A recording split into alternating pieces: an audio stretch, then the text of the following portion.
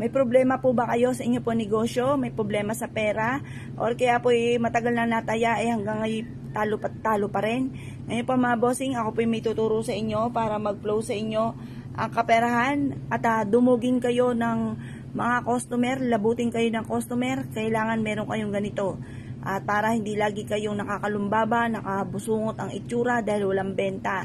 Kaya subukan nyo po ito mga bossing. Proven po ito na maswerte. Gagamitan po natin ito ng bigas. Ang bigas ay isa po ito'y ginagamit mga bossing ko, lalo na kung kayo ay negosyante para maging masagana ang pamumuhay. Pagdating sa mga okasyon ng mga pampaswerte gaya ng bagong taon na kailangan ay may pampaswerte, ang bigas ay hindi nawawala. Ito po ay nakalagay sa hapagkainan para maging masagana ang pamumuhay. Kapag naman po bagong lipat ng bahay, gayon din. Ganon din po sa inyong negosyo. Kapag unang pasok, ang bigas ay hindi nawawala. Lagi po yan present mga bossing ko pagdating sa usapin ng pampaswerte. Ang bigas ay kasaganahan. Tapos gagamitan natin ito ng barya. Kaya naman naging ganyan ang barya ko mga bossing. Yung mga ginagamit ko lang sa mga pampaswerte ay nakababad na yan sa asin. Kasi kapag meron kang ganyan, tuloy-tuloy ang flow ng swerte lalo na sa pera. Ngayon pa mga bossing, bagamat may mga pagsubok kasi wala naman po tao na walang pagsubok. Kayo po ba may kakilala na tao na walang problema? Lahat po yan na may problema, iba't ibang istorya lang po tayo ng buhay.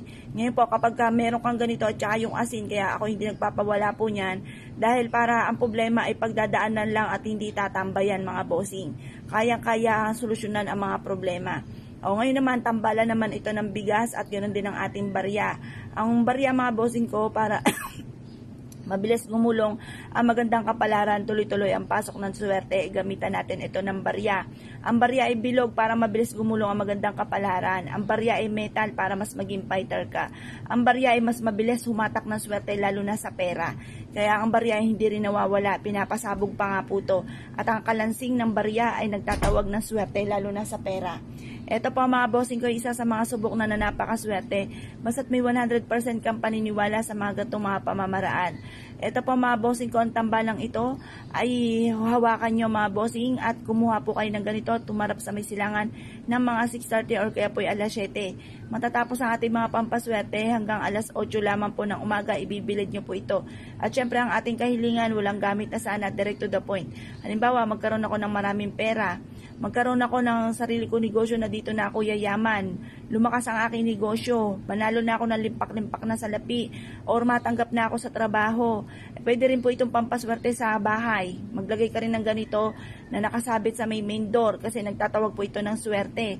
Proven po ito na maswerte, bitbitin kahit saan kayo magtungo. Mas mainam pa na huwag nyo ipagsasabi kapag kayo may mga daladalahin ganito. Kasi once na kayo po may pagkamadaldal, kagaya ko po mga bossing, may pagkamadaldal po ako, ay nauudlot ba? Kaya nagawa ulit ako ng panibago mga bossing.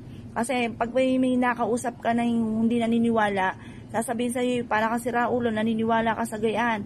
Kasi ikay masipag na tao, ay tunay naman na tutuot naman talaga rin ang mga sinasabing ganon.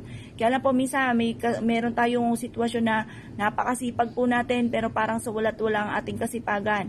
Para may patutunguhan ng ating kasipagan, gamitin nyo po ito yung barya at ganon din po ang ating bigas. Proven po ito na napakaswerte basta't may 100% kang paniniwala. Kapag ikaw po'y gumawa ng ganito, minumungkahi ko po sa inyo na maging positibo po kayo. Sabihin niyo po sa isipan ninyo na kayo po ay magiging mayaman na, magiging matagumpay na, makakamit ang mga pangarap. Kasi once na nasa isipan nyo ay pangit, ay siya ay pangit nga din po nagaganap. Dahil hindi to kahit saan kayo magtungo, pwedeng iipit sa inyo pong unan, ilagay sa inyo pong bag or kaya sa inyo pong pitaka. Ang dulot po nito ay swerte or ilagay sa bulsa para sundan ka ng kaswertihan. Kaya kung kayo po'y naniniwala at nais nyo po itong gawin, asya mga bossing, huwag ka na magpatumpik-tumpik pa. Subukan nyo po ito, proven po ito. Yun lang po mga bossing, good luck po sa inyo po lahat.